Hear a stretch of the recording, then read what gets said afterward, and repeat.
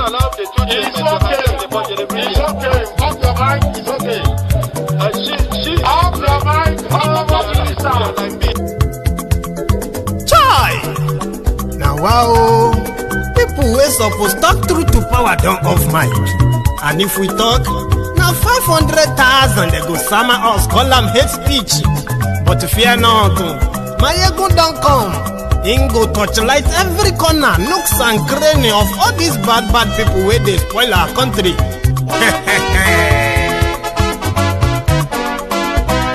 So my people make we loud, oh, yo.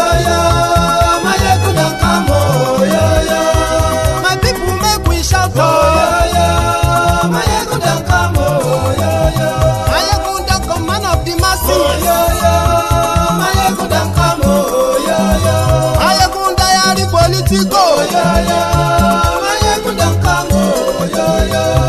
This one not the off in mind, oh, my ego don't come, oh, yo. And in the touchlight every corner, oh, my ego don't come, oh, yo. Okay, some people be they holla say they want the power. Chai, them be promise us say we go get light and power. Them hustle sote they can't get the power. But now they know they do anything with the power. Every day, dollar just they get the higher power over naira. Still them talk say make we off mind. But thank God say my ego don't come. So my people make you loud, oh, yo. My ego don't come, oh, yo. My people make we shout, oh, yo. My ego don't come, oh, yo. My ego don't come, man of the masses, oh, yo. My ego don't come, oh, yo. My ego die the politico, oh, yo. My ego don't come, oh, yo. This one not the off in mind, oh, yo. My ego don't come, oh, yo. Person where they do evil, no one make person talk. Them say that my egun, that man too they talk. He too they talk. Say my egun diary, he they hot like pepper. But every day then they take money in bulk. Woman picking they the street they hawk. Still them talk say make we no talk. But thank God say my egun don't come. So my people make you loud, oh, yo. My egun don't come, oh, yo. My people make you shout, oh, yo. My egun don't come, oh, yo. Man of the masses, my ego don't come, oh, my ego.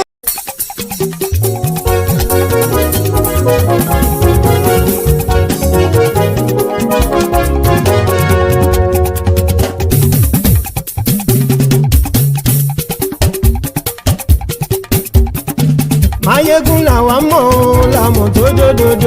My ego diary,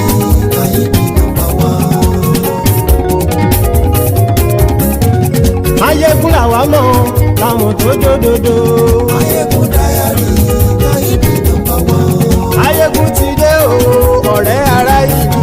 Mayegun diary náà ibi nọ́mbà wán. Lórí Facebook lórí YouTube. Mayegun diary náà ibi nọ́mbà wán. Gbogbo bó ṣe ń lọ ni Mayegun já wa sí. Mayegun diary náà ibi nọ́mbà wán. Àṣírí ọ̀jẹ̀lú kì í bò níbẹ̀ o.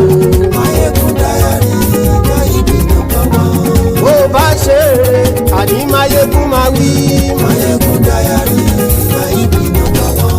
Ó sì tún ṣe eré wàá gbọ́ níbẹ̀ o. Mayegun diary náà ibi nọ́mbà wán. Mayegun diary politico. Mayegun diary náà ibi nọ́mbà wán. Godfatherism kò sí lọ́rọ̀ Mayegun. Mayegun diary náà ibi nọ́mbà wán. Ẹ farabalẹ̀ sẹ́ o kẹgọ́rọ̀ lẹ́nu o. Mayegun diary náà ibi nọ́mbà wán. Àní Mayegun làwa mọ̀ tó dòdòdò. Mayegun diary náà ibi nọ́mbà wán.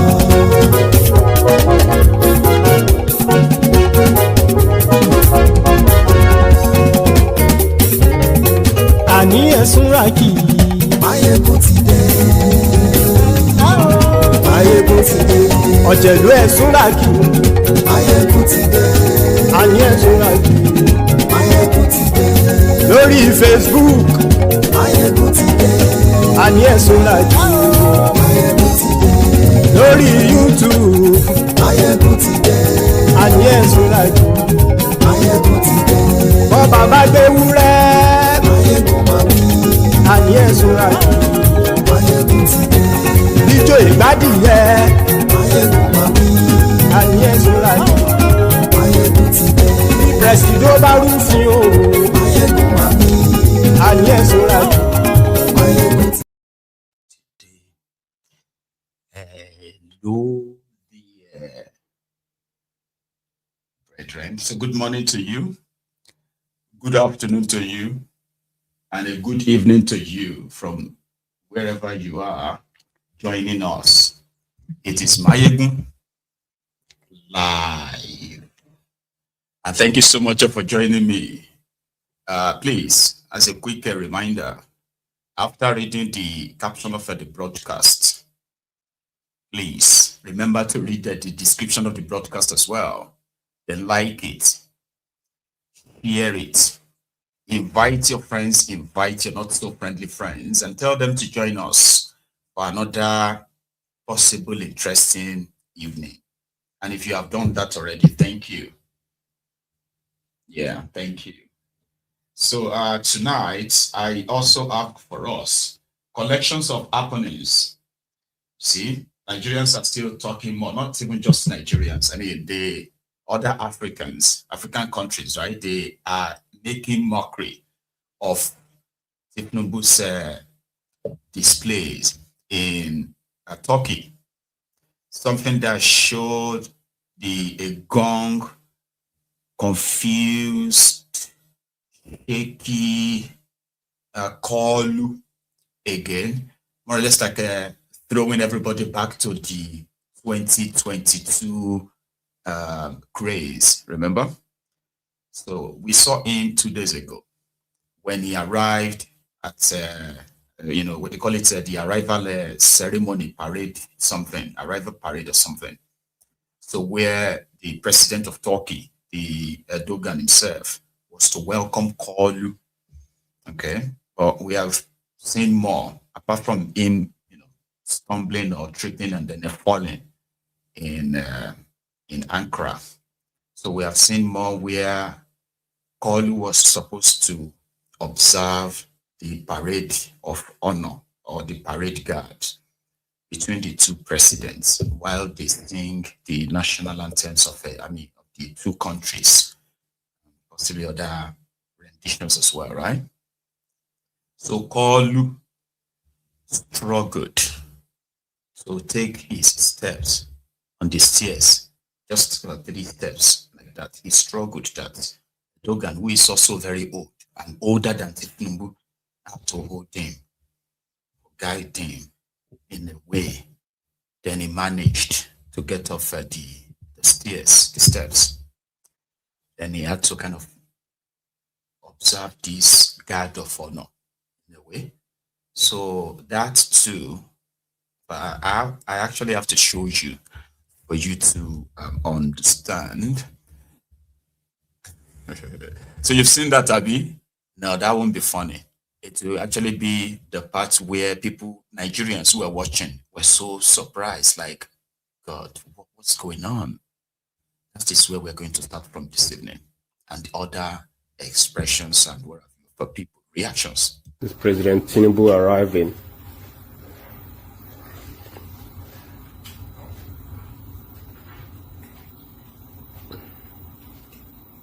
The president go blow Katana. Watch. Man go blow in Qatar. See him. Don't blow Qatar. And then he passed the tissue. Tinubu waited a bit. He passed the tissue. And he shake her with her hand. Oh my God. Seriously?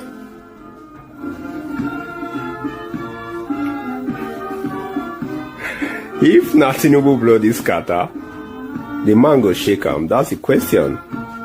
Now, wow.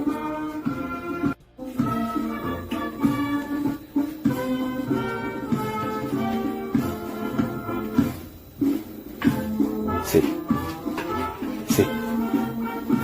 Can you imagine?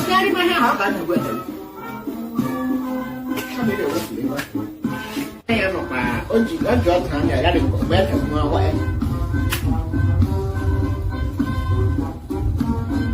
labor had a step when you're not in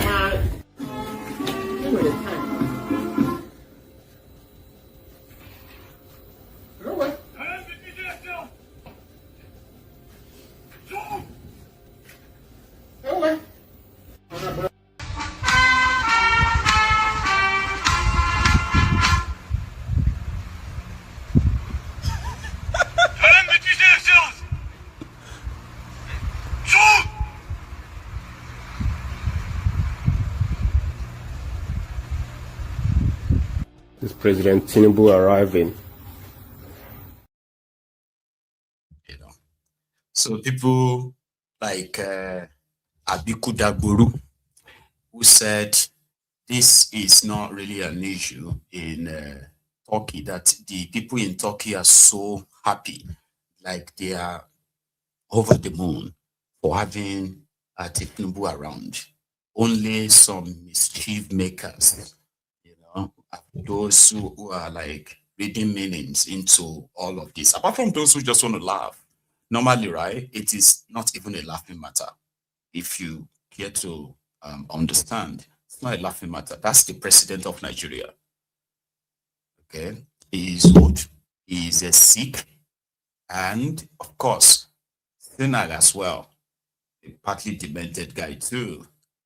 So that is the person that is deciding the fate of over 200 million people. And in that state of mind, in that kind of vegetable status, sort of, right, he is still your president.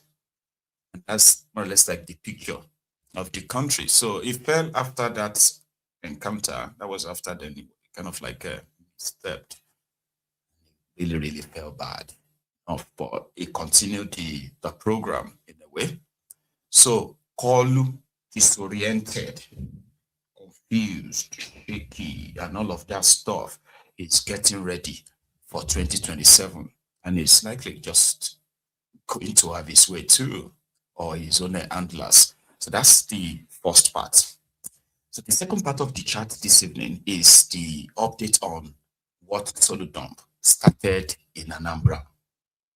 Remember 3 days ago, which was like on Monday, it's actually 4 days ago now.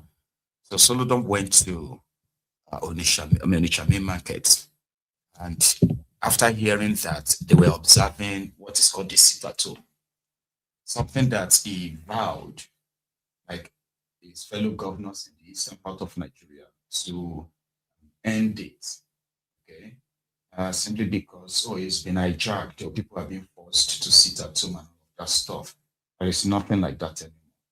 So not, in fact, not until Soludo went to that market, some of us actually believe that there is no anything about a sit at home, because primarily it is voluntary. So if people decide to act of protest, which is like an ongoing persecution of Nnamdi Kanu, they will want people to pretend that it's not happening, it's over.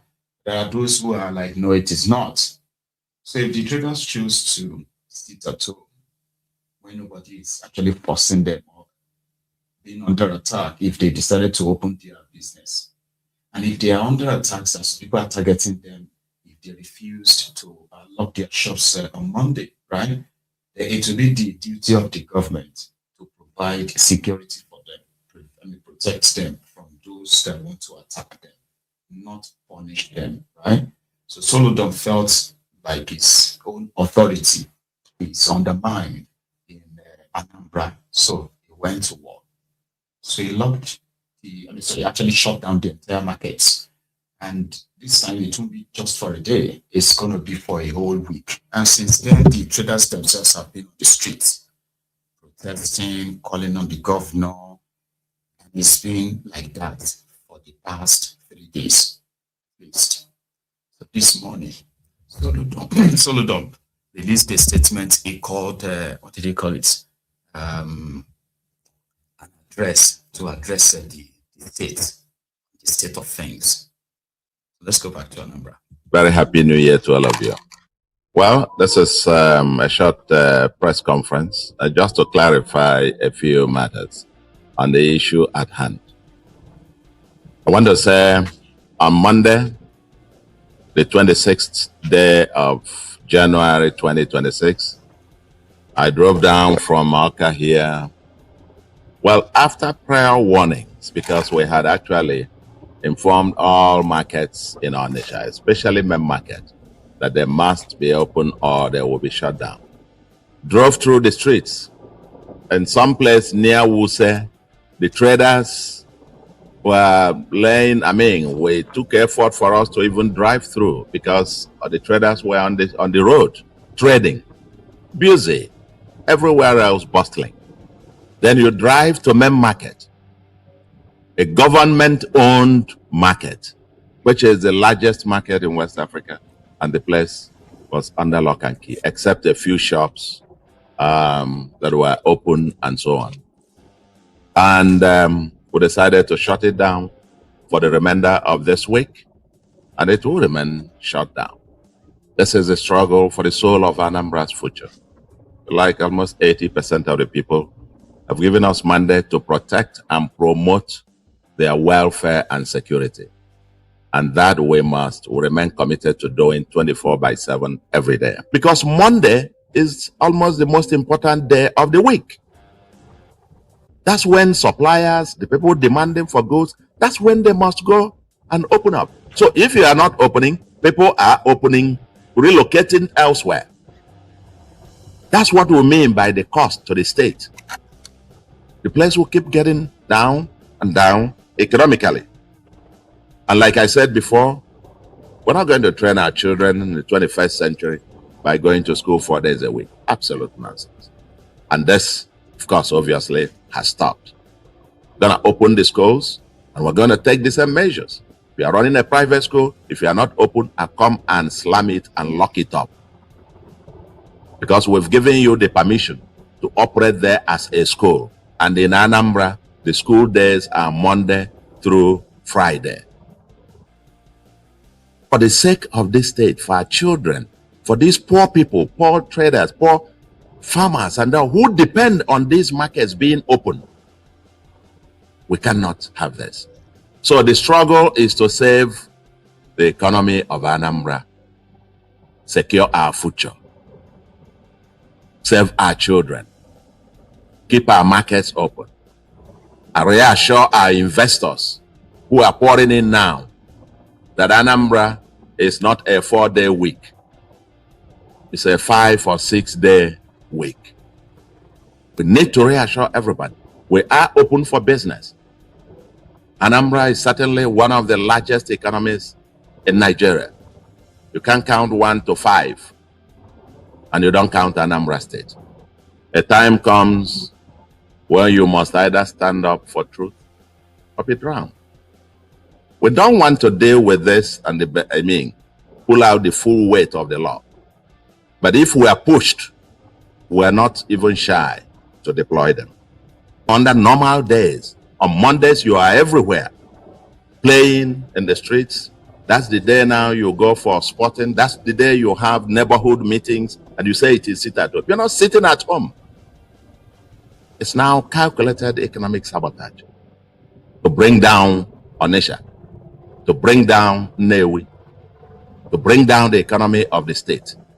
And I will tell you what, you can do that with any other person, but not with this governor standing here. We are determined on behalf of the Anambra people. We must take back our state. We are going to take back our state, whatever it costs. We are determined. It's not yet 100%. We're still massively launching massive onslaught on these criminal elements in our state. And Anambra is currently, without any doubt, one of the safest states in Nigeria. We claim to be the safest, but probably at least even the enemy will agree that we're one of the safest states in Nigeria. And the main market for now, as it is currently structured, as our biggest market, Nnewi, all these markets, building materials, head bridge, this and so on and so forth. Because by Monday, those of them, any of them that fails to be open again, going to be locked, maybe for 2 weeks. We're not joking with this. We're very clear about what must happen. The new Anambra that we are spending 24/7 building must come to happen. God has willed it, and we humans must make it happen. Thank you very much, and God bless you. Nuisance Lele. Economic professor. He did his own economics and it felt like Onitsha, that the traders are not saying that people come to attack them or anything, or he had no conversation with them, no provision for them if indeed he suspects that some criminal elements are the ones who are forcing the traders to sit at home. A market. The traders are those who are actually going to count their losses. The state will lose nothing. If you come to think of it, they will lose nothing. But the traders that are abiding and voluntarily say they were sitting at home, right, are not those complaining to him, but they are the ones being punished. So if there are criminal elements, it says something about economic sabotage. So Onitsha main market traders are trying to sabotage the economy of Anambra State. And to avoid all of that, it will shut them down for a week. And if they failed again, it will shut them down for 2 weeks. The same fire brigade approach that they always believe that they have this authority, they have this grig. So the state is losing more money now than whatever he thought pushed him to shut them down, because they sit at home in a single day. And they would have to sit at home for the next 7 days. 7 days is convenient to lose their money than that 1 day. So, but the people themselves have not really been silenced. First, from Tuesday, Wednesday, and even this morning, it's been protest after protest, and they have actually started shooting at them as well. These were supposed to be traders, so they are not criminals, they are not thugs or what have you, okay? But here, from that same Onitsha.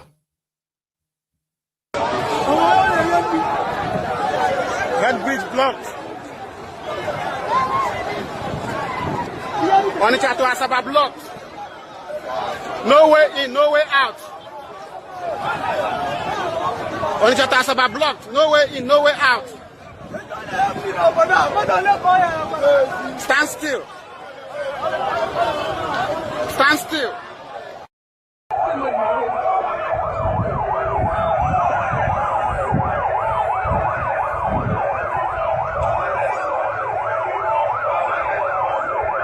No market on Monday.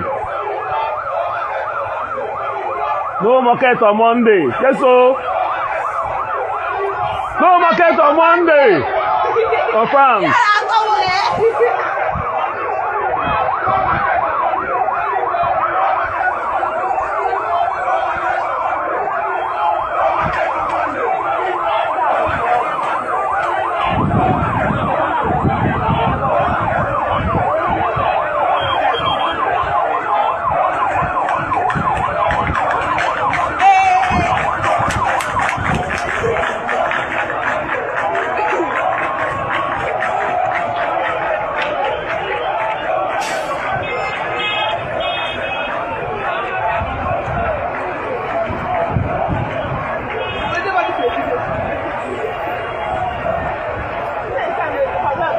Oh, yeah, no.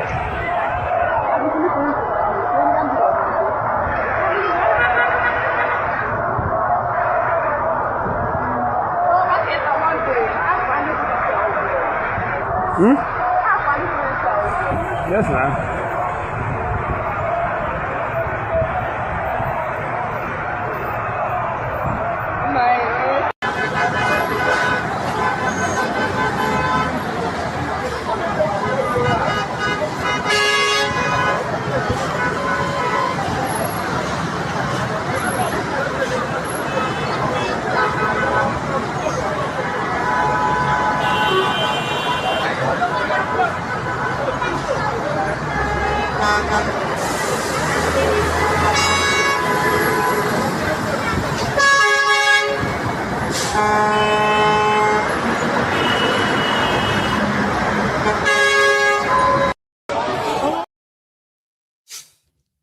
Meanwhile, some of them actually said if Soludo cares so much about them and the money he's losing, right?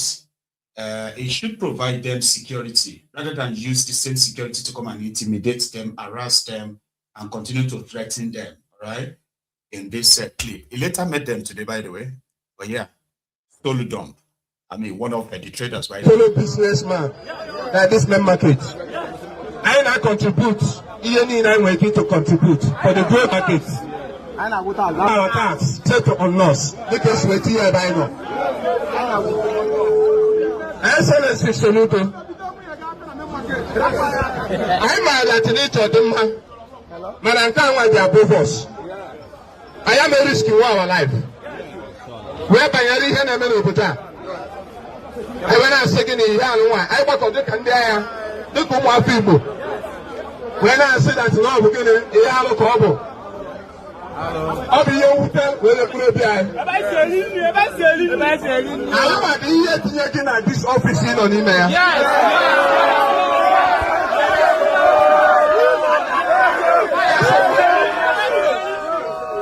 That's a way for to the end. Because I will say that, and also, I want an idea about teacher Dirisi.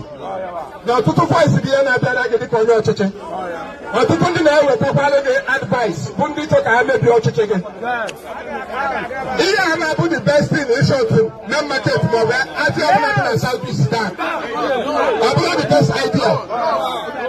We all say, come on, to come on, I want to get you also. And the youth Macano, who got the open on them, who go and didn't give them. Now, son, I'm going to do one. You are one that meant to have. You are one that quite one.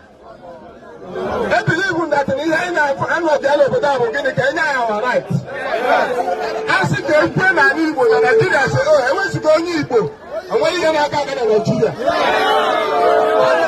I'm with every doubt, with every faith, I will be a job with that. So, people.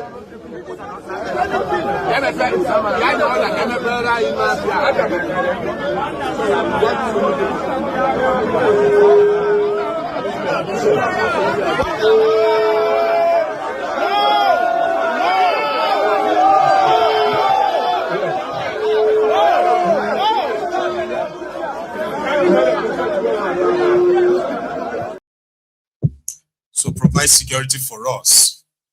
The Igbos have been targeted almost in every state in Nigeria. So this is Igbo land. Why should they still be, targeted in this manner? So rather than you locking their shops and all of that, why not just provide security for us if you think we have to hope on us? You want. But Soludo was like, that's not the issue. The sit-at-home, which the popular sit-at-home in the eastern part of Nigeria started as a means of a peaceful protest against the incarceration of Mazi Nnamdi Kanu, the leader of the indigenous people of Biafra, IPOB. So that the politicians in the eastern part of Nigeria can possibly listen to the people and pull their weight in order to get Mazi Nnamdi Kanu out of the politically sponsored persecution. But rather than for the politicians to listen to them, they ignored them and decided to criminalize that. Yeah, they did. So that's the same thing that Soludo is doing. Now, he told the worker, he said, the sit-at-home when he met with Nnamdi Kanu, that Nnamdi Kanu said he is not in support of any sit-at-home or any forceful wherever sit-at-home in the eastern part of Nigeria. So the word sit-at-home, like that state sit-at-home, okay, is meant to be a crime in the eastern part of Nigeria, whether you are doing it peacefully or you are not doing it peacefully. That's the impression, part of what he told them today. Some people say it is linked to Nnamdi Kanu. Absolute nonsense. It has nothing to do with Nnamdi Kanu. And I can say that with every force and every authority, without any fear of contradiction. I am the one, thank God I'm still alive. I am the one who led Igbo leaders, about 13 of us, including part of the men and so on and so forth. I never met Nnamdi Kanu in my life before. But about 2016 or 2017, I can't remember which one again. There was a hue and cry that somebody was detained against court order project. I'm the one that led prominent Igbos to Kuje. And there, part of what we discussed there was to offer our own views on anti-violence. Okay, now, I addressed the international press conference calling for his release.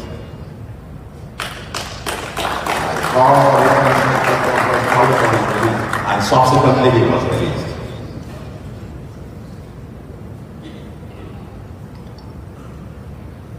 Again, I became governor. I'm the first governor on record to have gone to the DSS custody. That was May 13th, 2022. I assumed office in March 17th. Less than 2 months I visited him in DSS custody. That was when this sit-at-home thing was raging. And I confronted him with the fact that several criminal elements were killing innocent Igbos for going about their lawful business on Monday, enforcing the very criminal sit-at-home order. I confronted him with it, and his exact word in response was that it was an abomination for anybody to go to kill others or maim others trying to force sit-at-home. This was, he said to me, not to when I was the one that just went there. And following that, he gave an order. You must have seen the video circulating. If you haven't seen it, I'll play it for you to listen to. His lawyer, a lawyer, addressed a press conference and said he was speaking on the authority with the handwritten order by Nnamdi Kanu, condemning and abolishing the sit-at-home thing. If you haven't seen it, how many have seen it?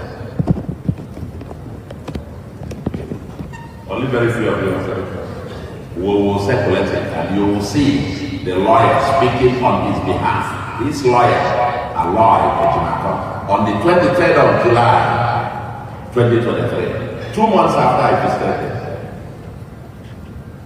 saying that there was no such thing, and giving order to Simon Ekpa to desist from enforcing sit-at-home. This was a press conference in July 2023, after I visited him, 2 months after I visited him, and he said the same thing to me. And in any case, if anybody is saying that they sit at home, and therefore I believe him, and IPOB issued many statements then that they were not the ones that asked for sit at home.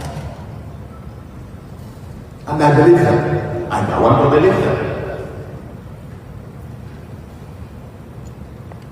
Because if it is not true, if it is about Nnamdi Kanu or whatever, why is it the last time, at least to the best of my knowledge, Nnamdi Kanu is from Umuahia? Why is it that there is no sit-at-home in Umuahia? Why? There is no sit-at-home there. Because he did not, and I want to believe, except he changed his mind of late, he did not, still does not support the sit-at-home. That's why it doesn't happen in Umuahia, his hometown. Then why Onitsha? Why Nuisance, Lele. Forcing people to sit at home are no longer empowered to force people to sit at home. The entire politically sponsored criminality in the eastern part of Nigeria, just to justify whatever they had in stock to do to Nnamdi Kanu. See, they could, not only just to kill him, kill the advocacy for this Biafra. So, nobody is being forced to sit anywhere or attacked for not sitting at home anywhere. The way Soludo is presenting this is making it look like every Monday they force people to sit at home in Anambra State. That's the way he's presenting this. He himself said, yeah, he got to Oka, he got to this place, he got to that place, everybody is running their businesses, all the shops are opened and all of that. But your problem is with the Onitsha main market traders. Do you understand? So the conversation should be about them, around them, and then why they chose to continue their voluntary sit at home every Monday, which is that they shut their shops every Monday. It's not the same everywhere in Anambra State. According to him, everyone still runs their businesses all over the place. But when he got to the Onitsha main market, he was surprised that the biggest market in West Africa is shutting their doors every Monday. Why is that? So that's what you should have dealt with. But no, the way to make it sound like it is such a big issue, it's a big thing. It's the way it's kind of like going about it. So that it can look like it's a very serious issue. It's a very serious, no, it's not. It's not. And right now, they are shooting at these traders, shut their shops and businesses and all that. And again, he wants to have his way, saying that you should open. Yes, open. So people should open if they want to. But the police said we can't start arresting people simply because they choose to not do something or do something, as long as it is not illegal. We cannot enter anybody's house to drag them out. Don't sit at home, come out. We cannot do it. We will be infringing on their fundamental human rights. They have freedom of choice. Ours is to make the environment conducive for those who want to come out and go about their businesses. We have a duty to protect them. You can't force people to come out. You can't force people to open their businesses. That is so lame. But it is a Nigerian thing. Because some will tell you that if we fail to do that, these people would have declared victory. Which people declaring victory? Yeah. So instead of solving a problem, they'll create more problems and more problems. And at the end of the day, the whole thing is just about ego massaging, just to make himself feel so powerful. And he wouldn't want to feel so powerless or something. A little man. The issue is with them. They said they are not opening their shops voluntarily. You can't force them. That's not right. People say, so we are going to sit at home and stay in our houses because we are doing so in solidarity with Nnamdi Kanu. You can't say that can't happen. As long as they are not blocking the road of others who want to go and do their own businesses. Those who want to go and do their own, sure you get.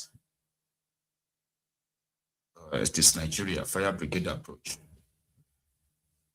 You will record them people with no sense. You know, if some of these guys don't come to government and they're just parading certificates, you will not know that they have nothing upstairs. The reason we invited them in October 2025, all the governors in the Southeast, all the political leaders, to press for the release of Nnamdi Kanu was because we didn't want this to continue. They refused. They all kept quiet. They were playing politics. Now you have thrown Nnamdi Kanu into prison. It's in Sokoto. You still can't get your acts together. If you like, you close all the markets in the world until you do the right thing. Nobody can force the people. You can force a horse to the stream, but you cannot force it to drink water. It is about justice. What is happening in the Southeast is a justice issue. It's about Nnamdi Kanu. The reason why people don't go to market on Mondays is because Nnamdi Kanu is being unjustly incarcerated. It started because of his trial. The only way it can end is when you end his unjust incarceration. It's as simple as that. Nothing else can save you. If you like, close all the markets. If you like, convert all the markets to, if you like, go and move the market from Anambra to Sokoto. Nothing will still save you. That's the truth. And they should have. That's what we're saying in October. They could have saved themselves this embarrassment if they had listened to us. But what did they do to us in October? They arrested all of us. You know, we went to Kuje. We're out now. Your markets are still in trouble. They are all in trouble. They know it. Wike is in trouble in Abuja. Soludo is in trouble in Anambra. Tinubu is in trouble across Nigeria. No rest for the wicked. There will be none. In a way. I'm talking about the rest. Rest for the wicked is probably like, even if the dead man dies, right? There's still going to be no rest, they say spirit is going to be wandering about. The Akwa Ibom state governor wants to build a new hospital. So the contract that was awarded to this contractor. So he went on an inspection to go check how far is the new hospital project going. Now, the engineer or the contractor told him that, we have not started the hospital. We started first with the mortuary. That's kind of a video trending on the side. Nigeria. Yeah, it doesn't work with me. There's no plan for me to use. Yes. Bring that drawing. This is where we are now. Now, we started with this. Where is it? This is where exactly here. Exactly, yes. We started with the gatehouse and the mortuary. Where is the gatehouse? Why do you start mortuary first? Why mortuary? I said build hospital, you go start with mortuary. Don't say that kind of a thing again. Don't show me mortuary again. As a matter of fact, we are on the chapter. Right. Who did this thing to us? So that's in Akwa Ibom. Another story that should possibly be at the front burner of what Nigerians should be talking about, or in fact, should be asking more questions, is this issue of this new tax law. Lawmakers who passed this law, they've all come out, not all of them, but many of them have come out to point out the confirmed, verified forgery that has been sort of like bedeviling this new tax law for Tinubu. The guy that drafted the new tax law, Taiwo Yedele, admitted as well that the reason why they couldn't put together the guidelines on how they are going to implement this their new tax law is simply because they have discovered that there is actually two versions, truly, you know. So the committee that was supposed to write the guidelines on how they are going to implement the new tax law, they have no idea which of them they should write the guidelines on. So because of this, they put it on hold, suspended the implementation of the new tax law until the committee find a way around drafting the guidelines. Ndume, a senator, one of those who first raised the alarm, by the way, and also called on Tinubu to probably like suspend the implementation of the new tax law until it is confirmed that the forgery and those behind the forgery, right, gives their reasons and possibly even prosecuted, and also possibly send it back to the National Assembly to re-examine, to review before any form of implementation at all. That's a lot of words, right? That's so much to say. I know. But you need to listen to Dume himself, right, in this clip. You will agree with me that even, what do you call that guy, the chairman of the Presidential Committee on Tax Reform, Onyewole, admitted that there are, differentials, two versions or at least two versions of the tax law. and that if something has to be done, it has to be the National Assembly. Right. So how come Godzilla Babio is saying it's not, there's no discrepancy? That is his opinion. That is his opinion. And as for me, I did a lot of research on it. And the House of Rep member raised that matter, and they didn't deny it. And the House of Rep is still investigating those discrepancies. So I went in to do, and there are discrepancies. My problem is not whether there are discrepancies or not. I'm worried about doing things behind closed doors.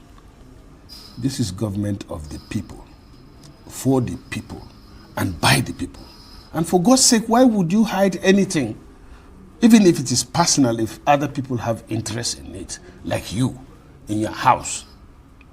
How can you be personal about something that affects your family? That is it. Nigeria is for us. I mean, if it's true that such thing is not true, then it should, the government or whoever is responsible should come out clean and say, look at it. And it's the same thing about opinions. I am a senator and you call me rebel or Indian, all that. But I have the right to express my own opinion. Let somebody else come. Sometimes people come here to abuse me even. But let them come and speak their mind, for God's sake. And Nigeria is for all of us. I mean, so when you say there is a problem, then you come up and say, where is the problem? If that person said, this is the problem, then you are being fair to yourself and Nigerians.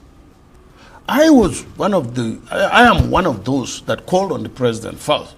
That I was one of those that identified the differences.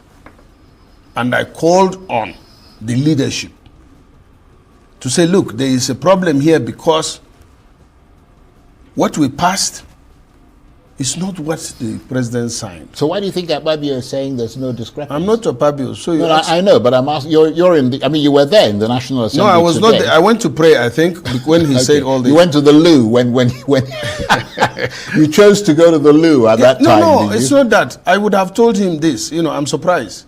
Because he's not supposed to do that. He's supposed to say, okay, we'll find out.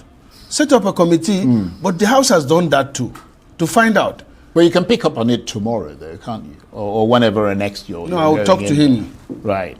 I'll talk to him on that. This is not something that they can just bury. Because you know why? You cannot build on nothing. Or you cannot build on disputed grounds. You understand? What if somebody now goes to court? You think the court will not listen to them?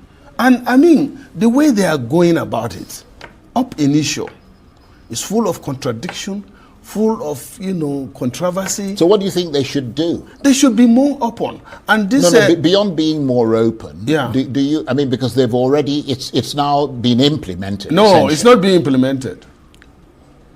That is to them. Well, it's taken effect. It's taken effect. Yeah. But it can be implemented. Which one do they implement? Right. So, as I told you, there is out there different versions. So Right. which one do they implement?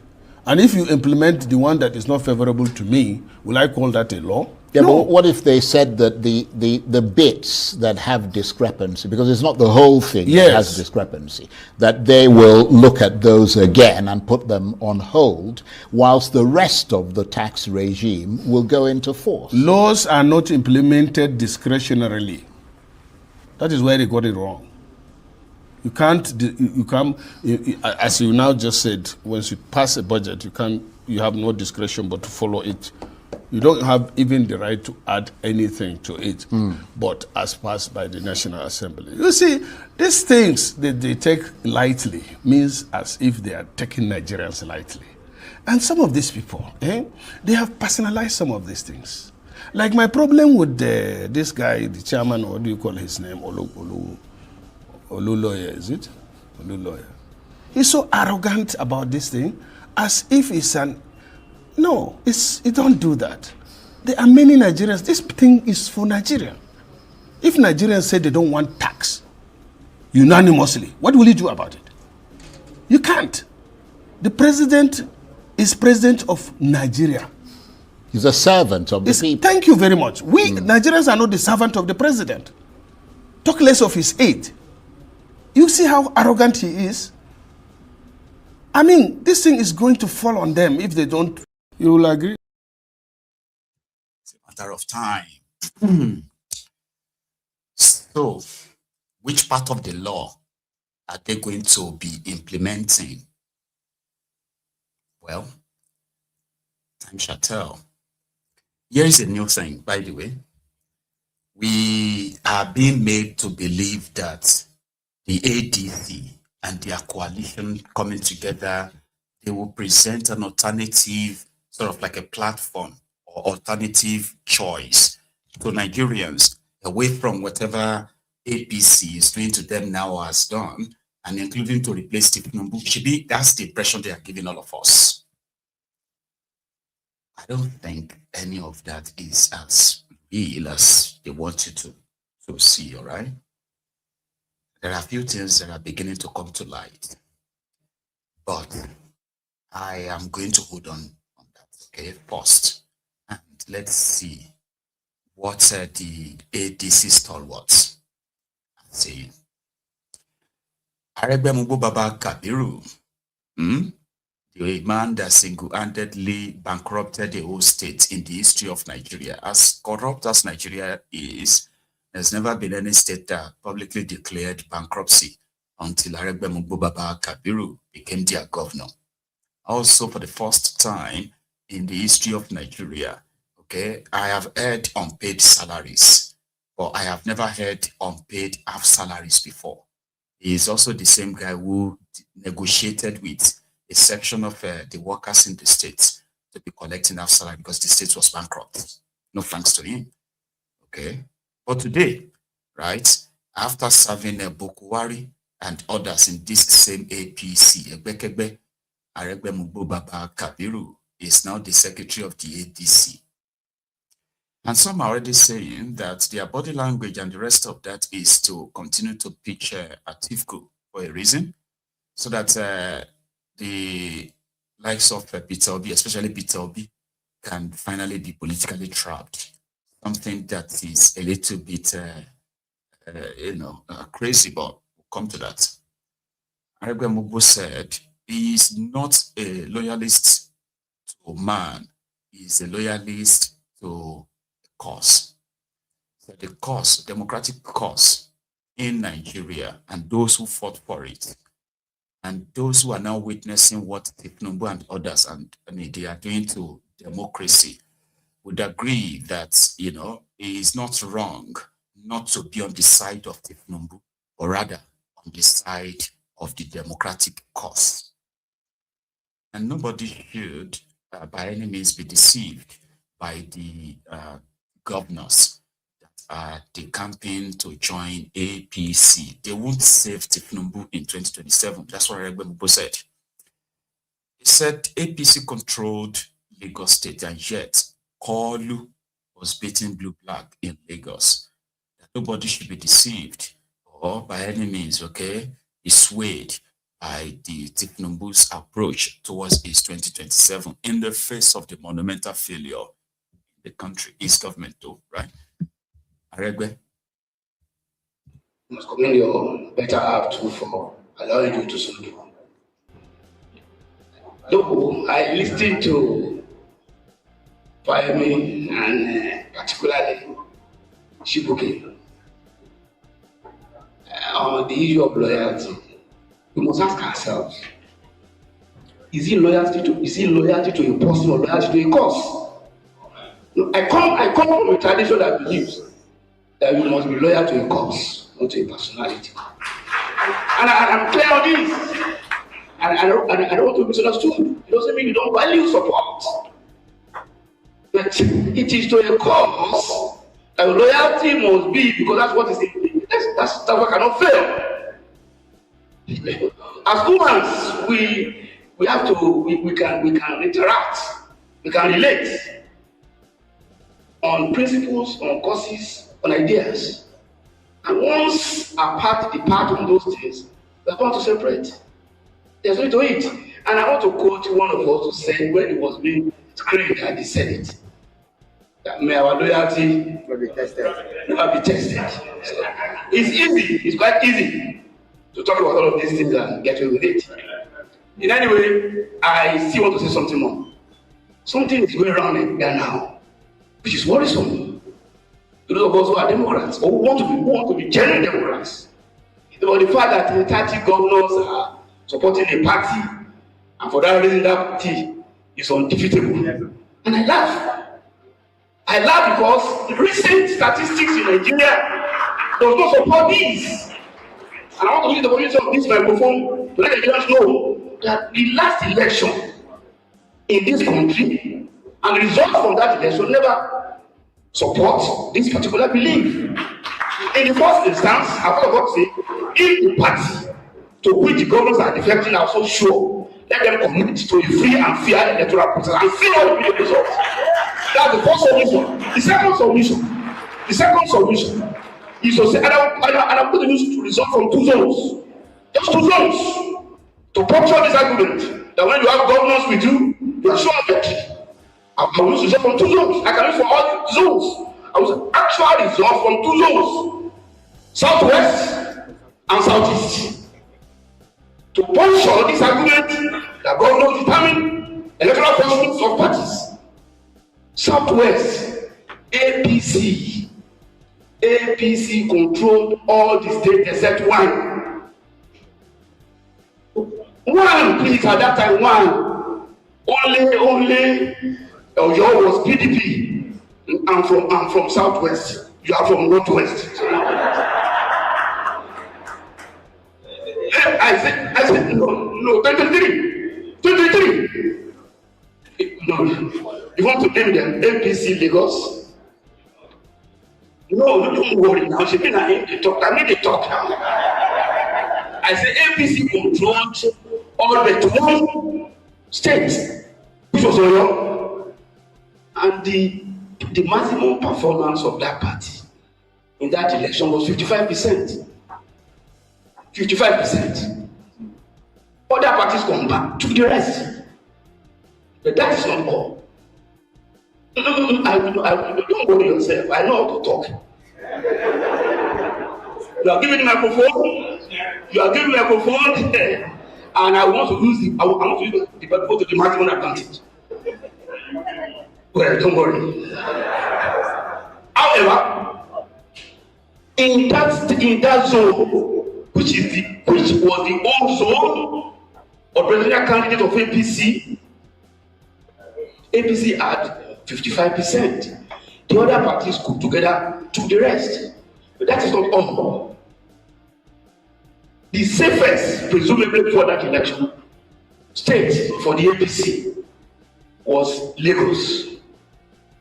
The candidate of APC lost. He has no job.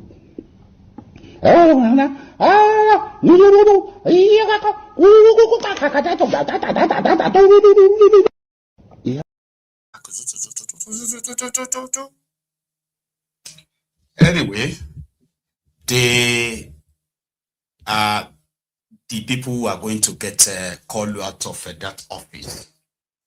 So they now put together names today. They put out 50 names. They call them the 50 wise men and women that would then advise ADC on its manifesto for 2027, including policies that ADC will use. Okay, who are these people? They appointed the man that screened Tinubu Amechi in the 2023 APC presidential election or something. Former chairman of APC, John Oyegu, is the leader of the people that the 50 wise men. You can see them on your screen, right? Let me see if I can take the comments off. Yeah, look at them. So these are the 50 wise men and women. Now, they claim that they are not necessarily members of the ADC, that some of them are not even politicians. Okay? So they have a governor, a former governor of Southwest Nigeria. And that person is Irokunle Omamoshi. That's Ibikunle Amosun. So Ibikunle Amosun, Benga Daniel, and then I think, what's this guy name from Ekiti?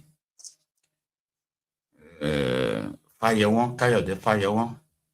Right. So there are those who are working for ADC behind the scene, according to these guys. So they are not members, but there are those who were sent to some of the people listed as 50 wise men for ADC. Look at the list and the names. Yeah, those are the people. Right? In these names, right, they picked 3 people who are currently members of APC, Egbekegbe, right now, from the northwest and northeast of Nigeria, as part of the list. Check out the names. See names like AVM Sadiq Abubakar. Then you can pick all those names, right? These are some of them are indeed APC.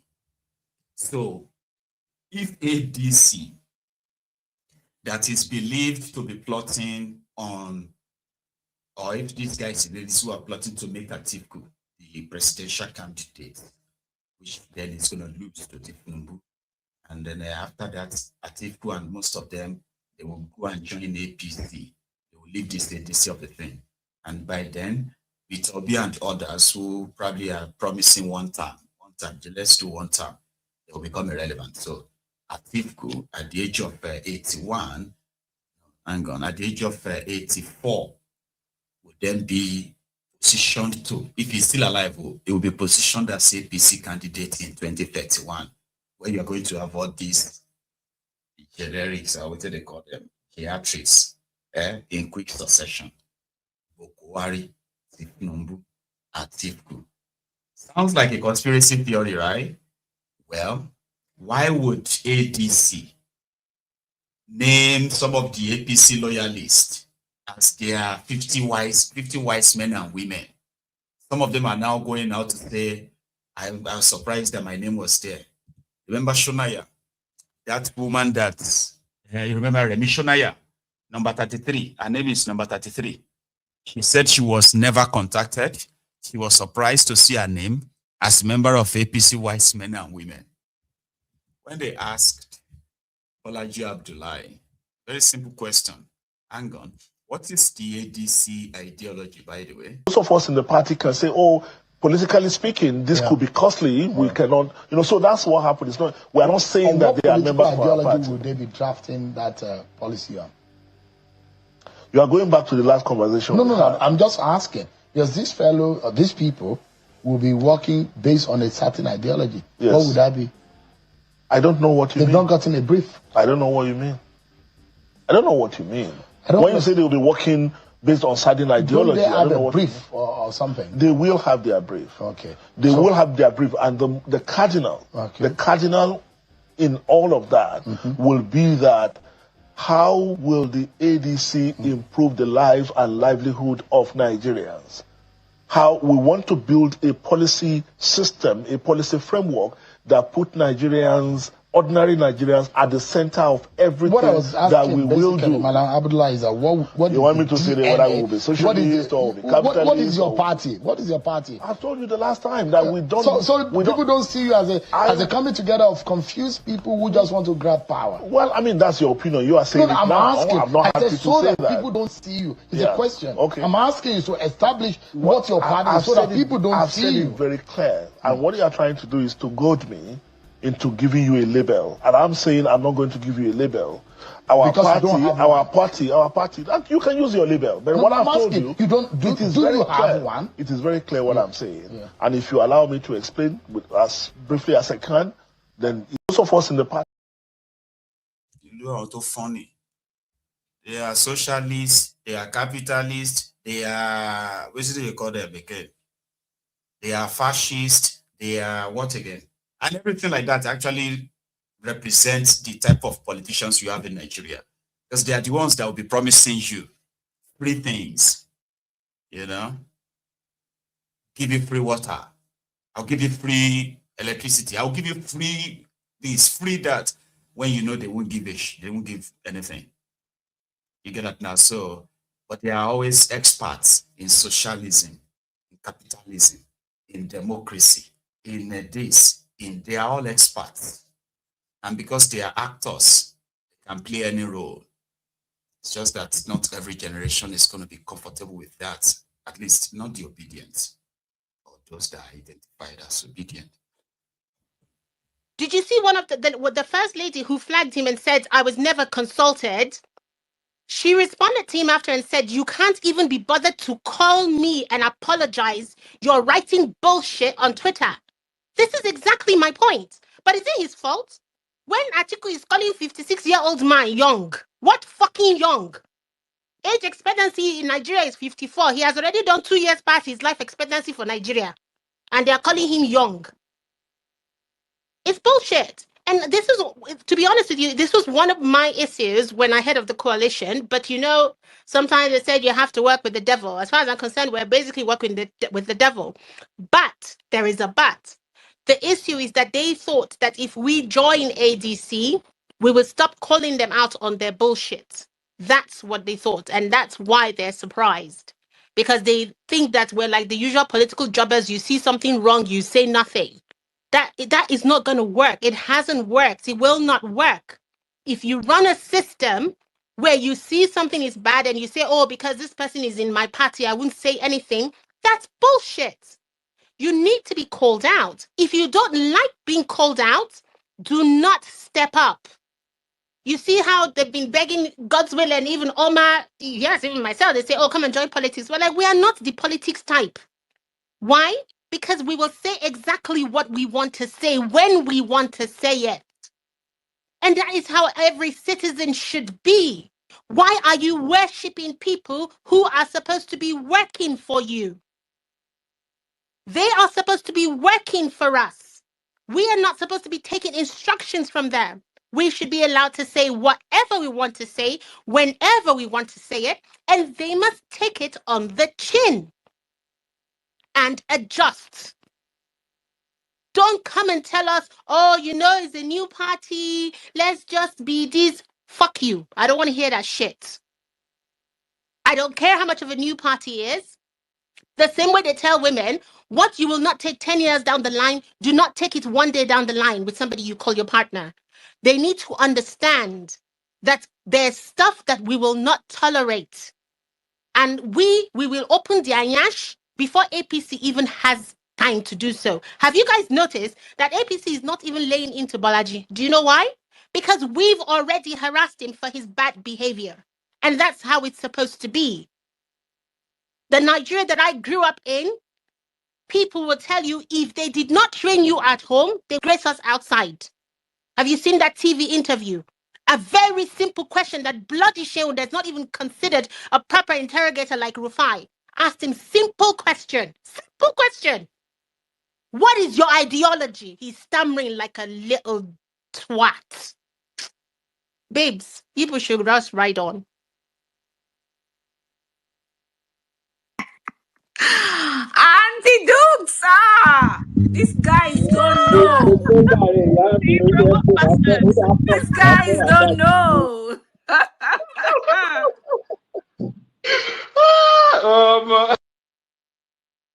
These guys don't know. They don't even know that obedience, half of them have not even resumed work. You don't know.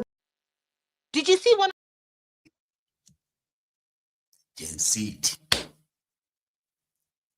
You don't know that half of the obedient have not even resumed work.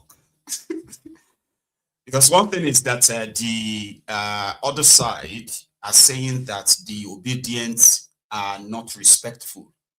They have been insulting them. They have been calling them out, the blah, the blah, the blah.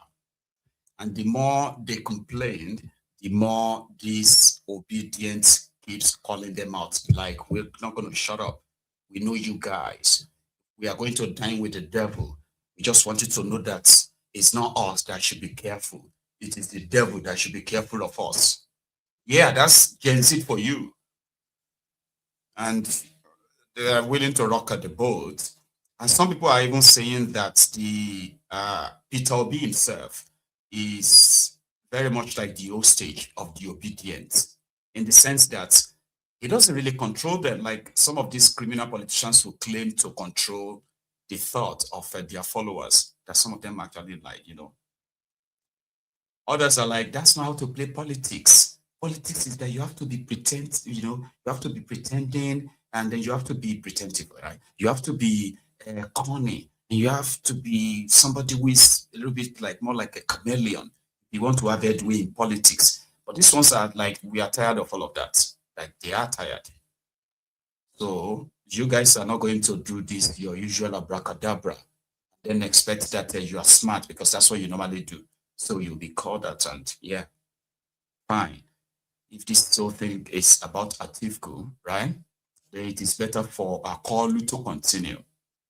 Somehow they managed to hold Itobi himself through an interview to say something about the concerns of these ADC stalwarts who are complaining about the obedience, having no respect for them, dragging them online and everywhere.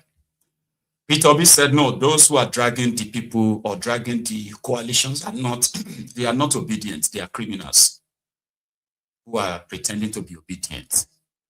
In that sense, right? Obedience started dragging him again. Criminals that are not obedient people. You don't see anybody who is calling anybody bad name. We are not asking for division. I personally do not in any way, you've never seen me call anybody bad name or anything. We are in ADC. We respect everybody who is in ADC. We can say, oh, we want to be this or want to be that. But as for calling people bad name, we are not part of it. I don't subscribe to it, and I'm not part of it. The people I met there from the party chairman is my very dear elder brother. People like Atiku are my leader, my respected elder brother. Amechi is my brother, we're very close, and so is El Rufai, name them, all of them that are there. We're the same thing. You have Lely Moke, you have Governor Fatai, Oyegunu is our elder brother, Aribo Shola, these are my colleagues. So I cannot say anything bad about them. And those who are following me, I assure you, will not say anything bad about them. But you have some elements that are trying to introduce that in order to see if they can hurt the P2B brand. We are talking to everybody. That is not what we should be doing in politics. Let's talk about out-of-school children. Let's talk about hungry Nigerians. Let's talk about unemployed Nigerians. Let's talk about insecurity. Our people are being kidnapped, 150, in a church, in a mosque, in everything. That should be our preoccupation. So if you see anybody that is abusing anybody in the coalition, they are not obedient. They are criminals. Meanwhile, the obedience themselves are like, Alaye, you better behave yourself. Because you see these people, they call your brother. They will swallow you in such a way that, the reason why they seem to be respecting you or pretending to like you or pretending to want to have you around is simply because of this your obedient base. It's a threat. And I've said this before, okay? I said,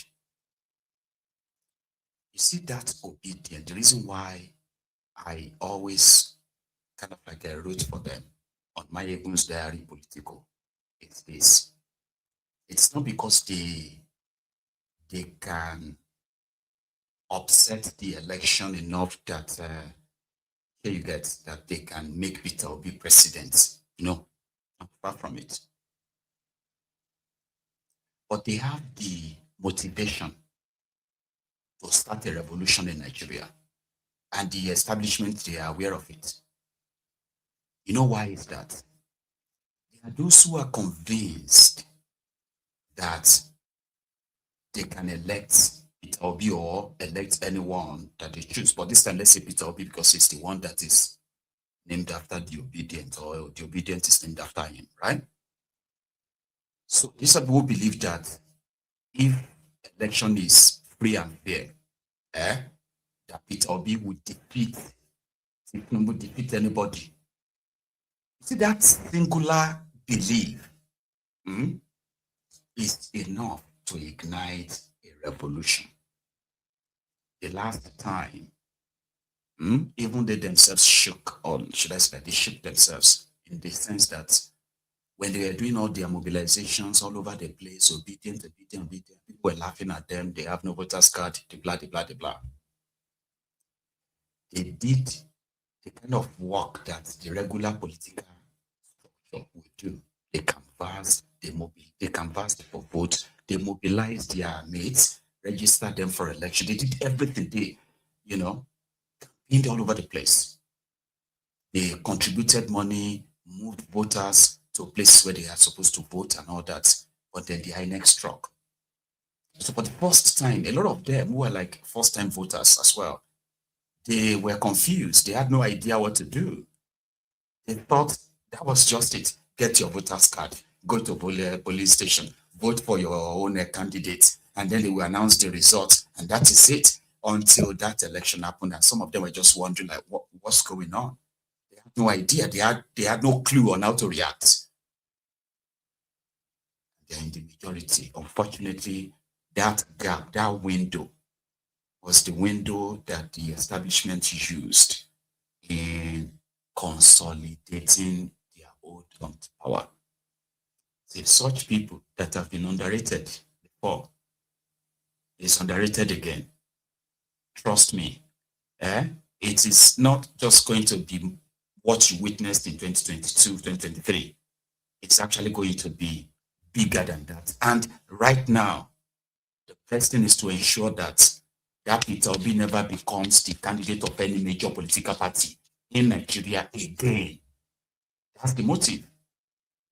So if he should, by any design or whatever, shock, becomes the candidate of any major political party and is obedient, charged to action, and then they rig them, they are the ones who have the genuine, what have you, to start a revolution.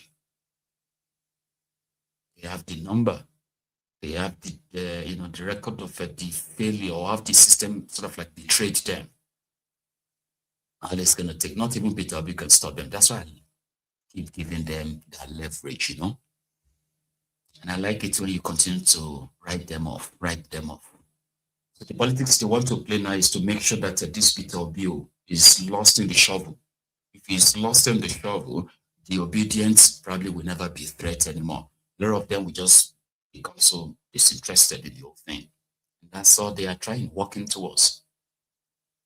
But again, time shall tell. So that's Obi. The other one is this video. It's been in my list. It's kind of been on that list for the past few days. It's about the housing problems in Lagos. Demolition of people's homes, while a lot of people have become more homeless. Also, many properties remain more or less like unoccupied, open and all that.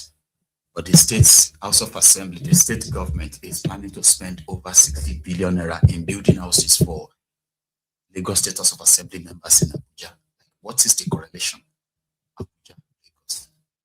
You are representing the people of Lagos in Lagos. Why do you need a house in Abuja? Why do they need over 180 million naira cars? Like big. It's an information that is out there. And I think, what's on Nigerian info. The government is capable of providing housing, and I'll qualify that argument by saying, just look at the budget, the 2025 budget, 2026 budget for the Lagos State, right? You'll see that the Lagos State House of Assembly, for instance, has budgeted 6.2 billion for houses in Abuja for 40 members. They've budgeted 4.5 billion to buy generators for themselves for 40 members. They've budgeted 20 billion for pool cars for 40 members. Remember that they budgeted about 30 billion last year and another 15 or so a year before. So in 3 years, they budgeted about 65 billion for cars, right? So inadvertently, we're servicing the vanities of the elite in Lagos State and perhaps across Nigeria. Funding their ambition. Funding their, it's not even an ambition is a good thing. They are vanities, right? So, I mean, what are honorable members doing with houses in Abuja? What do they need generators for? What do they need brand new cars or pool cars every year for? Right? So you can't make the argument that they don't have the money to fund a social housing problem, because that's the easiest money to raise. You can do that either by levying taxes on luxury property in Lagos State. So if you want to build luxury property, you pay a certain amount of tax that directly funds social housing. You can do that by engineering a mortgage system. Lagos used to have its own mortgage system where civil servants could actually go and get a mortgage to own a home. I repeat, many of these Jakonde houses that you see were actually funded by a mortgage. They didn't buy it outrightly. Many of them didn't buy it outrightly. So you can provide seed funding and guarantee to fund some sort of a mortgage system that unlocks opportunities for home ownership, for thousands of Lagosians. Even in the hinterland. Even in the hinterland. So again, and it's important I also note this. You can actually build in the hinterlands, right? The only problem with building in the hinterlands, because if you study what happened in Soweto in South Africa, Mbeki tried to do that when he wanted to increase housing stock for black people who had been marginalized, and he built at the hinterlands, outskirts of Johannesburg, right? What happened years later was that slums were all over the city because there were no job opportunities there. There were not enough social services like hospitals, schools, and stuff, and not economical. And I don't even know why there's a central business district. It's supposed to be decentralized. Absolutely. But we do have a central business district. And if you can connect people from the hinterlands to the central business district at a fair price, then that strategy would work. You can build in all of these places, no problem. Just connect people to the central business district. But they are not doing that. They have this laissez-faire attitude towards it. Like, you guys are going to figure it out yourselves. It's not our jobs to do this. We're elected to just give press conferences and to wait for people at the airports. I mean, there's just nothing. If you sit back and think about it for a minute and think about what real social problem has this government solved. Think about it. There's open defecation in Lagos is worsening by the day. If you leave your house early at 5:30, 6 a.m., it's a carnival of people pooing on the main roads that you see everywhere in Lagos State, right? If sanitation is a problem, waste, everybody's living with their piles of waste in their homes, it's completely broken down. So what social services are they solving? What are they doing? They can't fund street lights to work. I mean, it's bizarre when you think about it. They are now trying to tell you, I had on the news story. Is it also because there are people who vandalize government structures or steal? And it's important to note that when you say people vandalize government structures, it's why we must never alienate the people in society. Because what we continue to do, like I said earlier, about how powerlessness leads to militancy, absolutely, is that we've created a you versus us kind of system. People no longer feel included in the state, right? So they want to take. So if I'm sitting next to a pole that can guarantee me 10,000 naira, what do I care when I know that the person in office is driving cars, 10 times the income he's declared to us? That's a solid moral argument. I'm going to take my own poll. So then, that's the problem. consequently, it's that whatever system, Lagos State is going to spend over 2 trillion naira this year in their budget. And I promise you, more than 400 billion of that money is on recurrent money to take care of public office holders, to build houses for them, buy cars for them, new cars, and then to send them abroad. 400 billion. That's a lot of money. And of course, people are being made more homeless because, you have to figure it out yourself. It's Lagos. Just figure it out, right? But buy it yourself in a way. And once they come for you, they can take it away from you as well. And then you can go find somewhere else. It's crazy, but it is Lagos. Unfortunately. 11 years ago, a group of Nigerians ran straight into Cameroon for safety because the Boko Haram terrorists that ransacked their villages, killed a lot of them, and those who survived ended up as refugees in Cameroon. So yesterday, they were celebrating their return because according to them, the Operation Adinkai, that was called. Adinkai.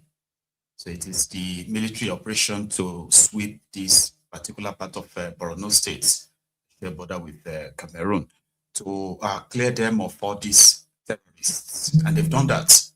It's time for these people to return back to Nigeria, 11 years after. So have a short bit of ceremony. That is what international community and even the government is happy to receive its people back. That's to tell you that peace has returned at home country. And we keep commending our military and the joint task force for all this committed effort they have been doing to ensure that our environment is safe for our people to return. With the coming of this now, you will hear that more and more of these people will voluntarily return to Nigeria. So it's a good thing for us, and we're happy for it. Thank you. All right, thank you very much. Hausa. Okay.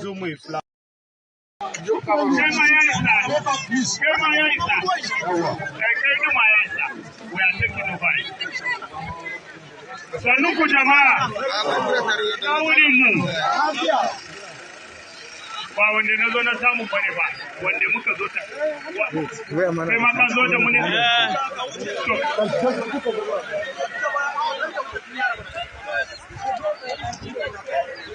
To ya hakurin hanya kuma mun bar minawa wutin karfe 7 safe ko tare muke gogar baya.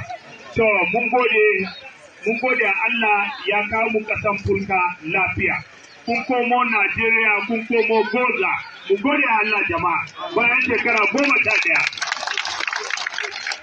To kafin manya-manyan mu su yi magana, bari in isar da sakon mai girma gwamna. Ina mai POS din? Ima.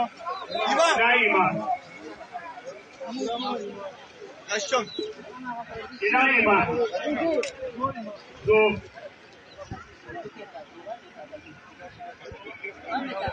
jama'a, ina masu kati? A ciro katin in gani. A ciro a daga kati. A daga kati. Yawwa. Let me bring up for you. Okay. Madam, come down now. Come down. You are with me. This is Nigeria, so you are with me. Come down. I have to come down and reach Nigeria. Yeah, you will reach Nigeria. Don't come, Madam Monique. So this is Commander the Colonel. So he will assure you of the safety of your refugees. So he will assure you he's here to receive your refugees, take them in Fulka without any issues. You are okay?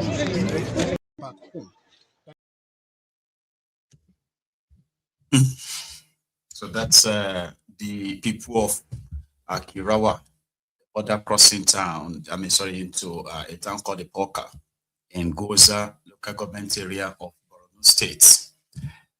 And hopefully that should be permanent, the peace and the return. But not with Wiriwike, because according to Wiriwike, you remember he had to run for his life yesterday, or sorry, 2 days ago, when the angry workers, the FCT workers, were almost like mobbed in. So Wiriwike won in court, where the industrial court said the workers had no legal rights or legal base to actually go on strike. So therefore their strike is illegal, so they should go back to work. Or rather, they have continued their strike, or maybe some of them have continued their strike. And they are even accusing Wiriwike of sponsoring some pro-Wike protesters in Abuja today.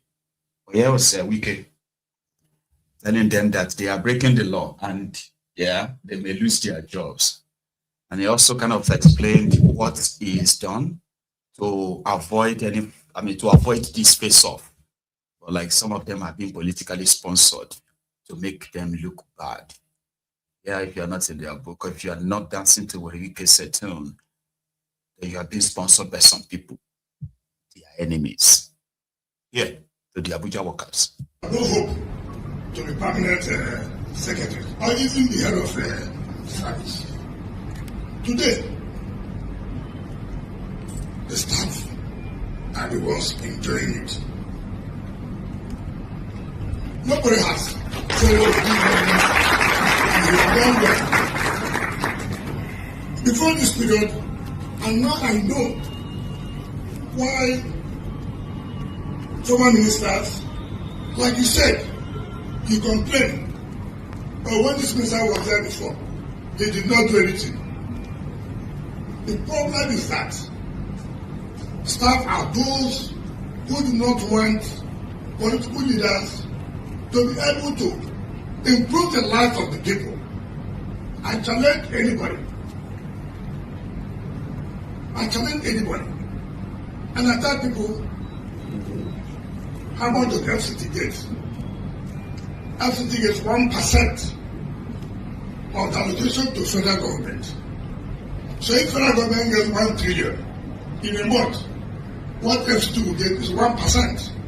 And what's 1% of 1 trillion? Is 10 billion naira. What is the salary today? Not less than 12 billion. Now in that case, you have to make sure you improve your IGL to be able to supplement and pay salaries. And then see what you can do in terms of infrastructure. Nobody can just bring out the whole money and pay allowances and wages. How will we buy these vehicles? How will we construct the roads? How will we rehabilitate the schools? And this were in TSA, and it was difficult for us to access funds. What was happening was just approvals, buying of computers, the whole money will finish. And yet you say, when this minister was there, he couldn't do anything. How would he do something? He would go and print money. When I came, this FCT idea was 9 billion naira. 9 billion a month.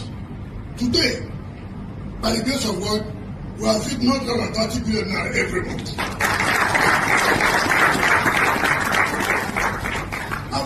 What is called performance? What is called performance? So if we have 30 billion, and then we move 2 billion naira to augment for salary, and then we say, okay, remove another 12 billion naira for infrastructure, and then the remaining one, you have to run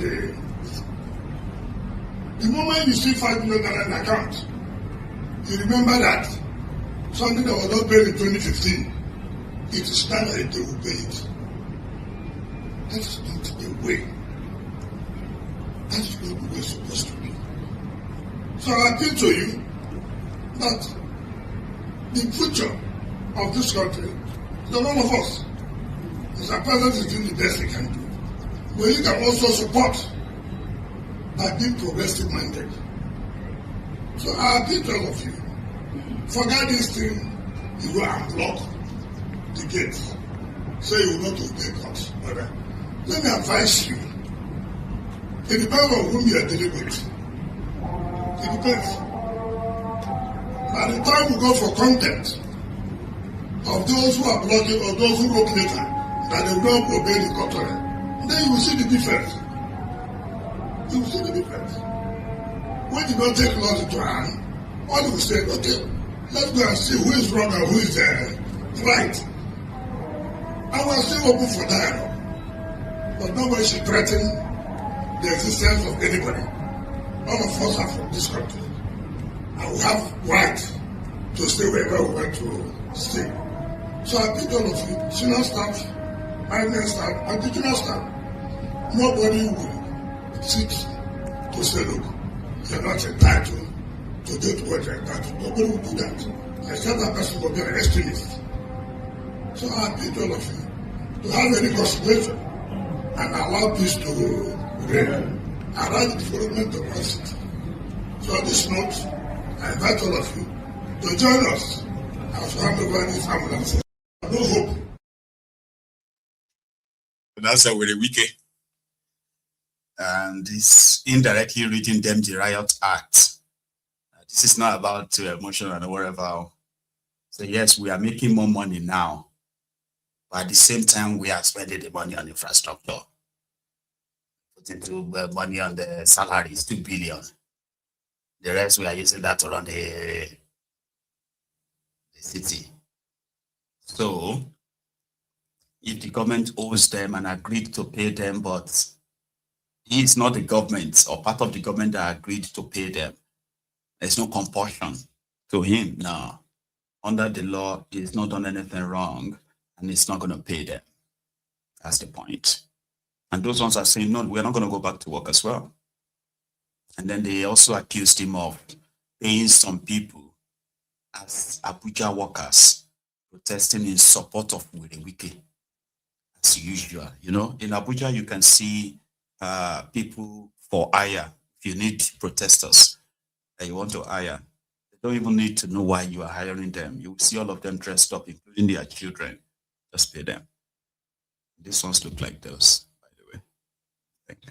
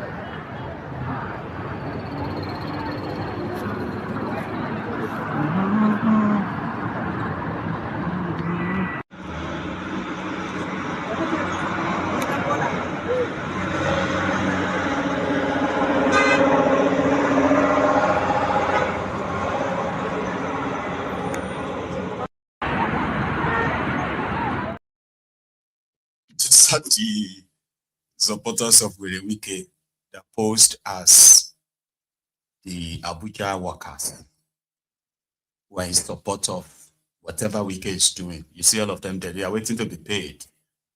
You know? And here, the industry, one of the industries fueling the insurgency, the terrorism, and the insecurity in Nigeria is the illegal mining industry. This is where you have people mining different kinds of earth minerals, right? And mostly like unregulated. That's why they call them illegal miners. There is one location, a place called Bassa, local government area of Plateau State, very close to Jos.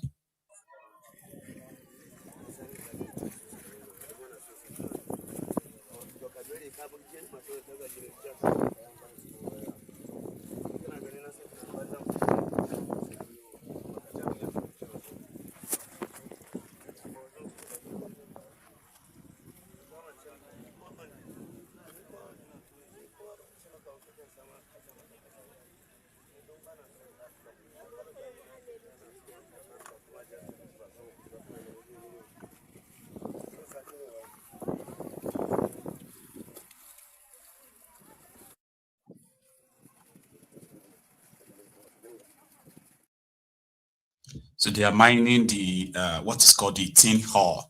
You know tin ore? I think they used to make things. They are all there, all over the place, and they are all scattered all over the northern part of Nigeria, the southern part of Nigeria, all over the place.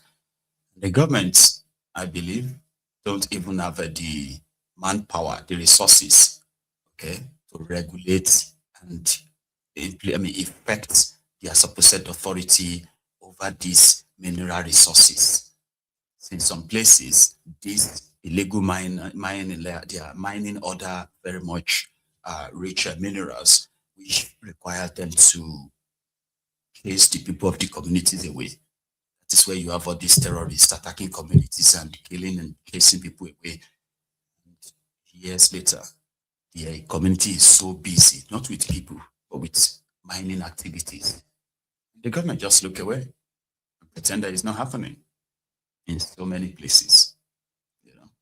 And we believe that that is also one of the source of funding the terrorism in Nigeria, where the terrorists will protect this mining site, and in return, they get given these weapons and other things that, continue to fuel it, in a sense.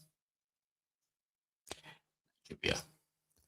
So, tomorrow is my birthday, okay? So I'm going to turn 42.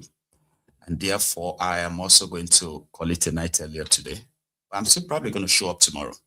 So thank you for your time, everyone, and for tonight as well. So I'm going to see you again tomorrow. But remember, don't forget that.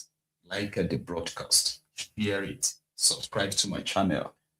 Join me next time when I come back to the temple. So it's going to be a good night from here. Enjoy the rest of the night or the evening.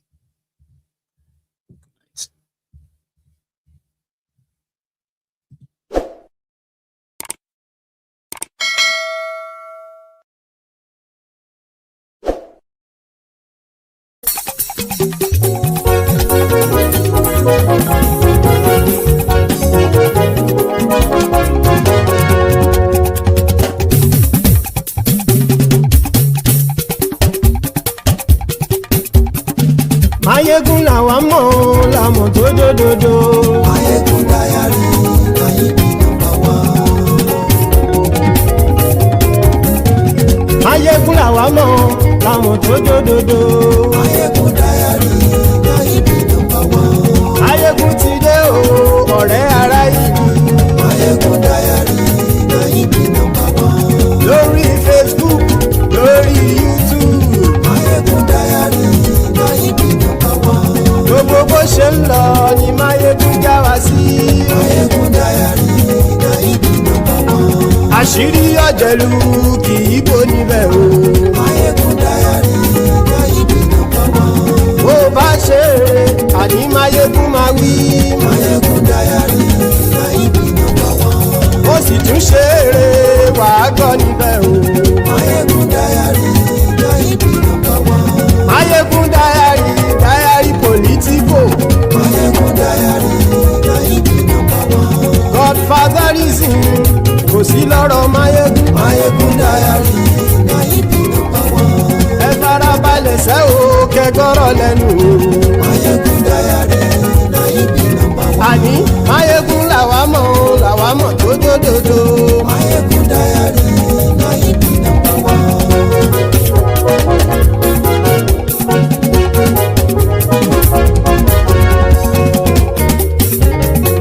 Àní ẹ̀sùn rákì. Mayegun ti dé. Mayegun ti dé. Ọ̀jẹ̀lú ẹ̀sùn rákì. Mayegun ti dé. Àní ẹ̀sùn rákì. Mayegun ti dé. Lórí Facebook.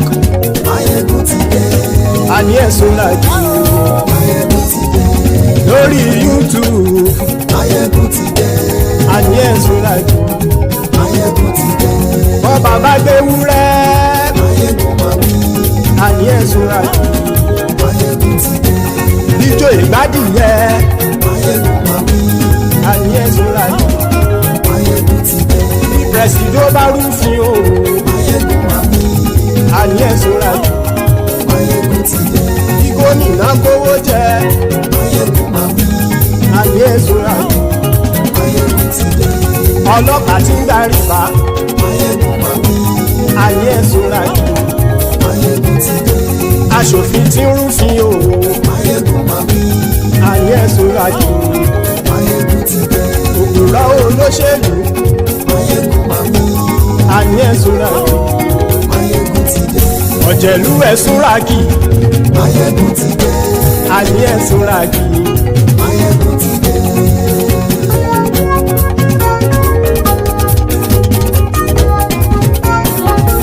Máyégún ti dé. Gbogbo ọ̀jẹ̀lú ẹ̀sùn ràkì. Máyégún ti dé. Gbogbo ọ̀jẹ̀lú ẹ̀sùn ràkì. Ṣùgbọ́n ní bá ti ṣe èyí tó yẹ kí wọ́n ṣe ọmọ bá dèrò ní fi wọ́n níran o. Máyégún ti dé.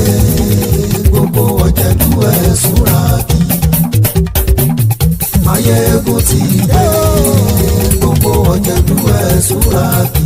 Ṣùgbọ́n ní bá ti ṣe èyí tó yẹ kí wọ́n ṣe ọmọ bá dèrò ní fi wọ́n níran. Wọ́n fowó bẹ́ẹ̀ o Máyégún ó sọ pé wọ́n ò bẹ́ẹ̀. Wọ́n fowó bẹ́ẹ̀ Máyégún ó sọ pé wọ́n ò bẹ́ẹ̀. Oníkanṣá ti ṣe èyí tó yẹ kí wọ́n ṣe fáwọn ará ìlú tó gbé wọn débẹ̀ o. Máyégún ti dé. Gbogbo ọ̀jẹ̀lú ẹ̀sùn ràkì. Máyégún ti dé. Gbogbo ọ̀jẹ̀lú ẹ̀sùn ràkì. Ṣùgbọ́n ní má ti ṣe yìí tó yẹ kí wọ́n ṣe ọmọ bá dẹ́rọ̀ ò ní fi wọ́n níran. Kì máa yí ṣe eré ọ̀rọ̀ yìí kì í ṣe ẹ̀fẹ̀. Kì máa yí ṣe eré ọ̀rọ̀ yìí kì í ṣe ẹ̀fẹ̀. Ẹni bá ti lè lẹ́bọ̀ lẹ́rù o ọmọ bá dèrò kàṣà ìtú wọn síta. Máyégún ti dé. Gbogbo ọ̀jẹ̀lú ẹ̀sùn ràkì. Máyégún ti dé. Gbogbo ọ̀jẹ̀lú ẹ̀sùn ràkì. Ṣùgbọ́n ní bá ti ṣe yìí tó yẹ kí wọ́n ṣe ọmọ bá dẹ́rọ̀ ò ní fi wọ́n níran. Tẹnitẹni ọmọ Máyégún ọ̀rẹ́ ara ìlú mọ̀mọ́ ni mo fọlọ́hún ṣọ́ ẹ̀ bá kìlẹ́bù. Lóòótọ́ olódodo ìlú ọ̀tá ìlú mọ̀mọ́ ni ìwọ ṣá máa ń ṣọ́ra kò sì mọ́ bẹ̀rù. Bọ́tà ń lè rí bóníṣègùn lé káwọn mọ̀mọ́ fi ṣera wọn ni ó ti dẹrùn tí wọn ò gbọ́dọ̀ sì mọ́ bẹ̀. Èèpo ọ̀gọ̀ lọmọ bá dérò tàjẹ́ ò gbọ́dọ̀ jẹ́ ó ti dọba lórí àbínú ẹni kò sì mọ́ fòyà. Àìsíwọ̀lú ní ẹnìkẹ́ ìgbódì ẹyin lábàrá o ó kó ẹni tó bá dán o àkàmù. Máyégún ti dé. Gbogbo ọ̀jẹ̀lú ẹ̀sùn ràkì. Máyégún ti dé. Gbogbo ọ̀jẹ̀lú ẹ̀sùn ràkì o. Ẹni bá ti ṣe yìí tó yẹ kí wọ́n ṣe ọmọ bá dèrò ní fi wọ́n níran o. Máyégún ti dé. Gbogbo ọ̀jẹ̀lú ẹ̀sùn ràkì. Máyégún ti dé. Gbogbo ọ̀jẹ̀lú ẹ̀sùn ràkì. Ṣùgbọ́n ní bá ti ṣe yìí tó yẹ kí wọ́n ṣe ọmọ bá dẹ́rọ̀ ò ní fi wọ́n níran.